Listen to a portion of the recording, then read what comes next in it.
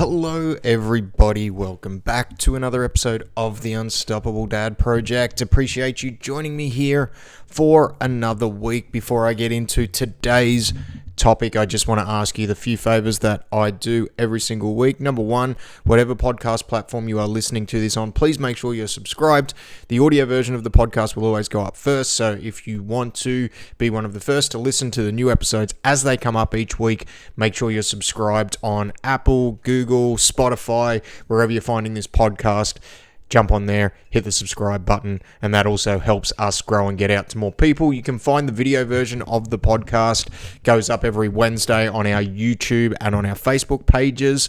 You can just search the Unstoppable Dad Project on both those platforms and find it there, and follow us on the socials, so at the Unstoppable Dad on Instagram and the Unstoppable Dad Project on Facebook. And as always, if you get some value out of this episode or any of the other episodes that I've done and the topics that I'm covering off, please make sure you share it around with anybody who you think might get some value out of it also. By you doing those few little tiny things for me, you will be able to help me continue to grow this podcast and hopefully get it into the hands of more people who get some value from it just like you. So, this week, I want to cover off why I love having a home gym. Now, if you've watched the video version of the podcast, if you've seen the clips on social media, you obviously know that I record this podcast from my home gym / home office. And I just love having a home gym. After we went through the process of moving on from owning our own gym, having a home gym has actually been quite a lifesaver for me, for my mental state. Obviously, training is a very big part of my life. It has been since I was about 15. So it's 20 plus years, 25, 26 years, just racking my brain for my age there, of being really consistent with training, and training aiding me in sporting endeavors, training aiding me in being what I perceive as being a better father, at times being a better employee, being a better business owner, and just all round helping me be more effective in life. And having the home gym set up has really been a lifesaver for me. Now, about 12 months ago, I actually did a episode on the home gym, and if you're looking to train from home, some things you need to be aware of, and I'll probably revisit a lot of those points on the episode today, but I'm coming at it from a slightly different angle, and the reason being is I get phone calls or I get inquiries at least from one person a month who has their own home gym set up and just doesn't use it. They struggle to, either the words that they use sometimes is they struggle to get motivated to actually do the work from home, the workout from home.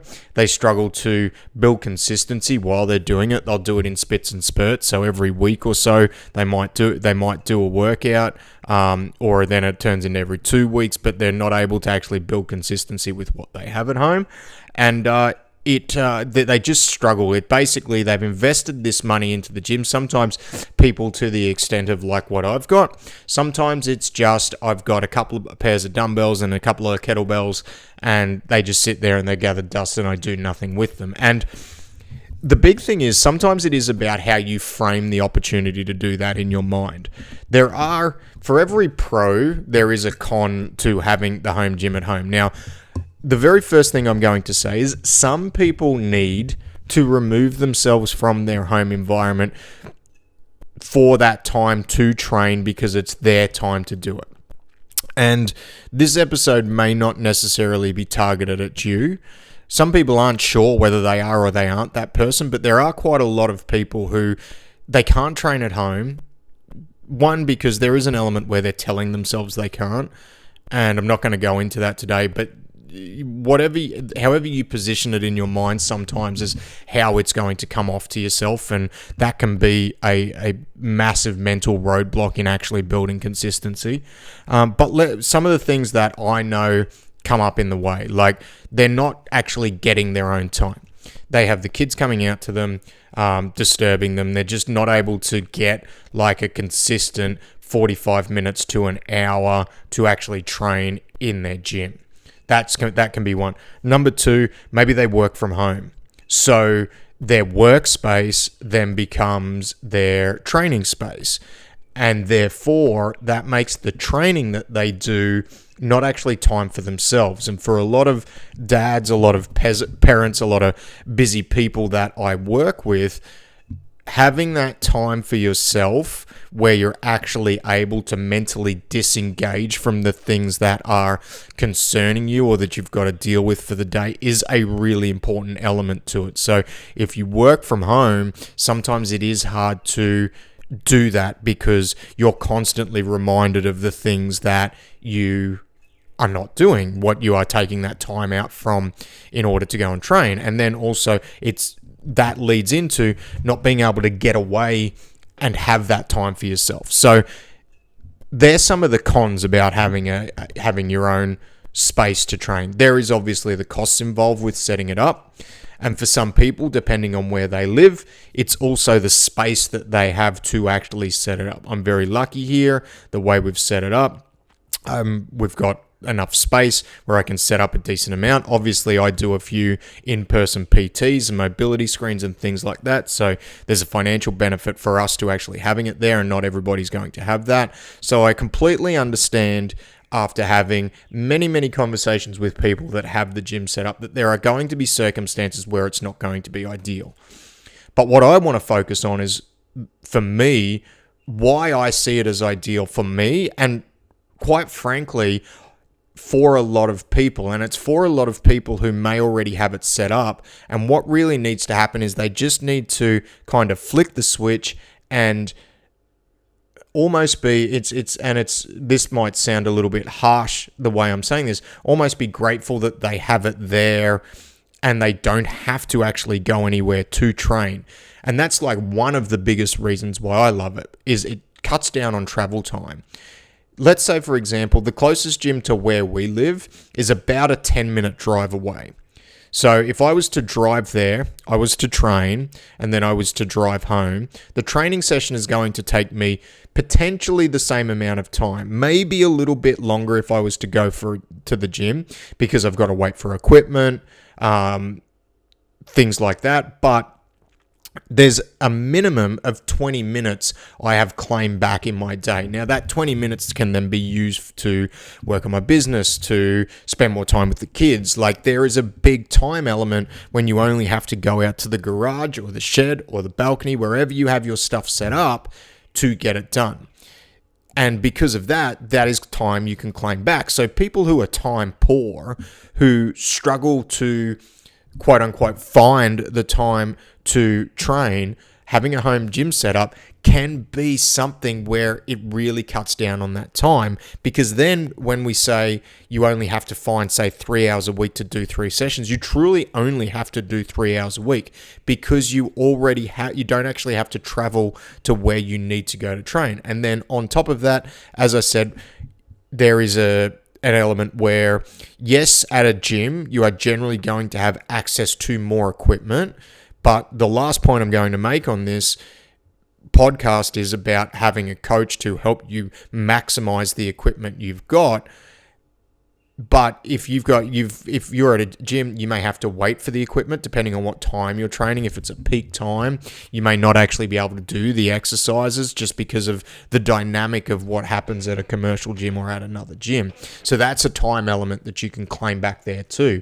And because you're training by yourself, yes, there is a potential motivation thing there, but that's where we want to rely on discipline. We want to really fall back on that. I just need to do it, rather than get in my own head about all the things that are potentially going wrong here.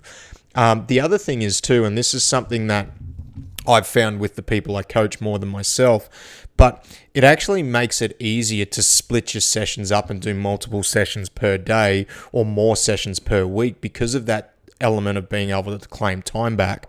Now, one of my clients was struggling to get his sessions done. Now, they weren't long sessions. We were working for about 40 minutes, and we were trying to do 3 sessions a week.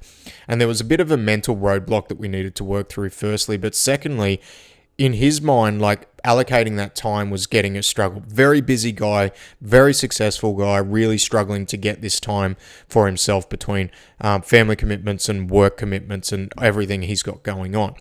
So what we actually did is we split it up to 20-minute sessions every single day. And as a result, he's been able to start to build that consistency over the short term, and hopefully that's going to transition into the long term. But the reason he can do that is because he has his own home gym set up. He has a space for himself to train at home. So therefore, when he gets up and his feet hit the floor, he can then just go out and he can just get to work on those short sessions. The other thing that I've seen a lot of my clients do when they have their own space set up is they're able to, we might do a 40-minute session with 2 elements in it, and they might do half in the morning and half in the afternoon, just because that's what their timetable dictates. So that is one big thing that I have seen with the people that I work with. I have done it a few times. It's not something that's been front of mind to me. I kind of like to get it done first up. I'm a big advocate for training in the morning. Haven't always been, but I do most of my training in the morning because I can get it done and nothing can get in the road of it at that point.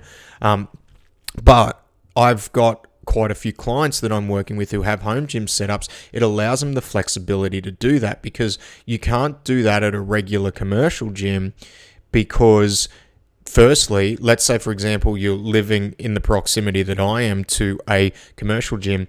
That's all of a sudden 40 minutes of travel time if you've got to split it into 2.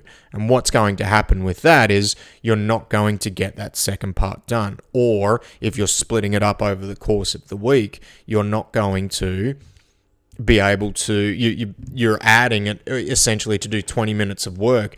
You're adding another 20 minutes of travel, and that's going to start to eat away at the time for the other things that you need to do. So convenience is a big thing for me, like having the access to literally just walk out, do what I need to do, not have to travel anywhere. That's a massive, massive thing.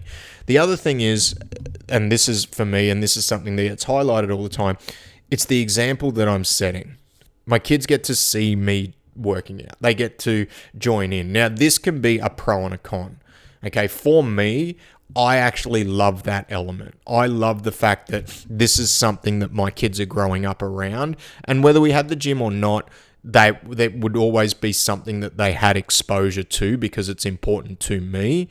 But the fact that they have daily exposure to it from what we have set up is a big important thing to me, because it helps me set the example for them on allocating time for themselves to do things for themselves. Now, they know there's going to be times where I'm locked away out here for an hour because I need my time away. And that's just about communication with them and saying, hey guys, now's not a time where we're going to train together. Dad just needs his time.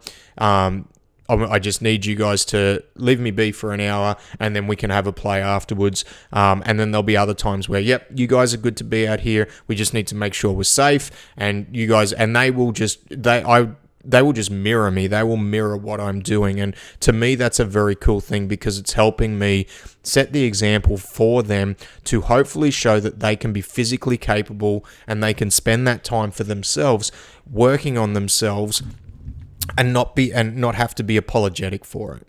And so for me, like probably the biggest thing outside of the convenience and outside of everything else that I love, especially as my kids get older, is that the example that it's setting and the exposure that it's giving to them, and the fact that they will grow up hopefully knowing that this is just a normal part of life. Physically looking after yourself and lifting weights and wanting to be strong and wanting to be physically capable is something that is normal, because I think that there are a lot of environments where that is not normal.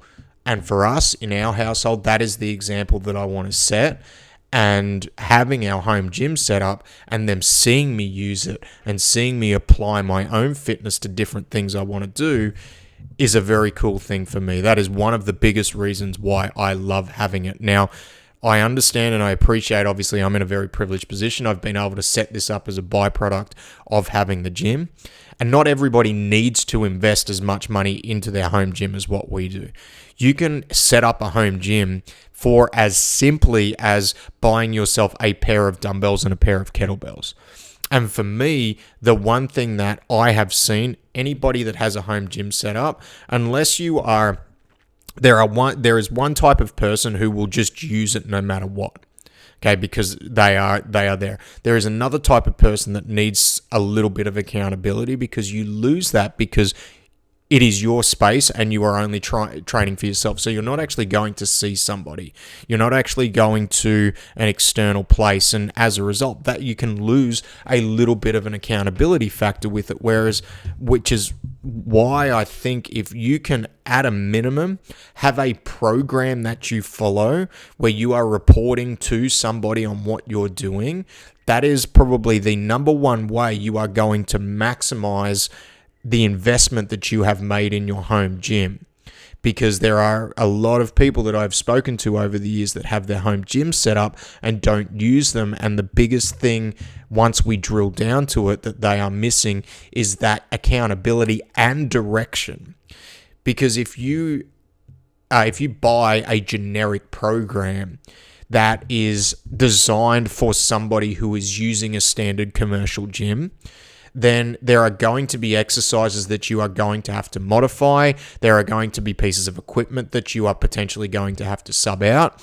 And if you don't have that knowledge and that know-how from experience, that can become, for a lot of people, a task too far. So by looking at investing in a coach to help you utilize the investment you've made in the home gym, they can help you write a tailored program to maximize your time and maximize the equipment that you have access to. And what that means is you are able to build consistency and you're able to see the results that you want. And that is the number one thing that I think is going to keep you using your home gym, is really knowing that you're using it, one, but also seeing some results from using it is the second thing. So the number one piece of advice I would give everybody, if you have a home gym, doesn't matter what it looks like, it doesn't have to be high cost. Get somebody to hold you accountable from what you're doing. Doesn't have to be a PT that comes to you. There are plenty of people, myself included, doing a little bit of a sales pitch here, where I can help write you a program for what you have access to. And to dovetail in to the end of that, if you're looking to invest in a home gym, you probably don't need to invest as much money as you think you do on the upfront.